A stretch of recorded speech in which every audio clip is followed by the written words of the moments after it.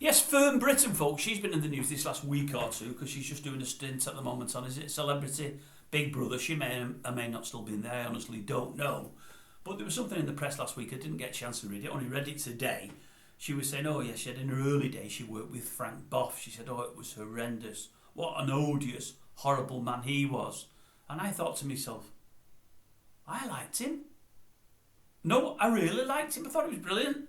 The face of me Saturday afternoon sport. Loved him. Didn't mind Dickie as well, old Dickie Davis, but I love Frank BOUGH. Thought he was great, but then again, I always preferred Grandstand to World of Sport, although I liked them both.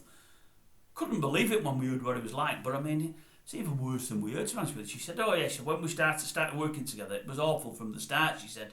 First got introduced to him, she said, and we went out for a meal in one of the posh restaurants in London then, one of the posh hotels, and we're with the top brass on the show and also at the BBC, and they sit me next to him. And he says that when it's about pudding time, we've had our starter and main course, and it's at a time when all the boys are drinking brandy and smoking cigarettes and putting them out in the puddings.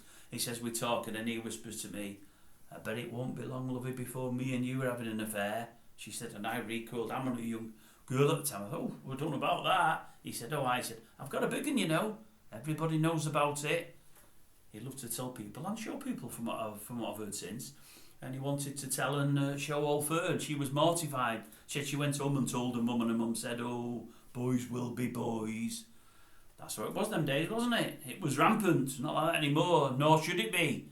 No, she said, oh, it was awful. She said, and when we was recording with the Babby, sat next to him sometimes when we were doing a piece of live news, and in the break, he'd be talking to a runner, someone on the show that he was having an affair with, and he'd say to her off camera, won't be long now till you're sitting next to me, love, and you'll be getting a bit. Just all to embarrass me. She said, I felt awful. And Selena Scott said, oh, he was awful to her. He used to say that, Selena Scott, not into her at all. She rides a push bike with her legs closed, you know. Oh, aye. He could never get inside those Alan Wickers, couldn't Frank. Didn't like it, never liked it. Selena was the holy grail, that was the one he was after, but no.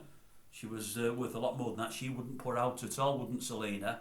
No, he wasn't happy with that. Yes, she read a bike with the legs closed, according to Frank, but no, not a nice fella at all by all accounts. But as I say, I liked him. And it weird, this, you know, you think he's just a comfortable old grandadly type, you know, with the old cardigan on or the old sweater, thinking, oh, he's great, he's old Frank. Oh, not at all. Obviously, you never knew about him, did you? There was a lot of it going on, you know. Anyway, we're not going to go down that rabbit hole. We're not going to go down that rabbit hole.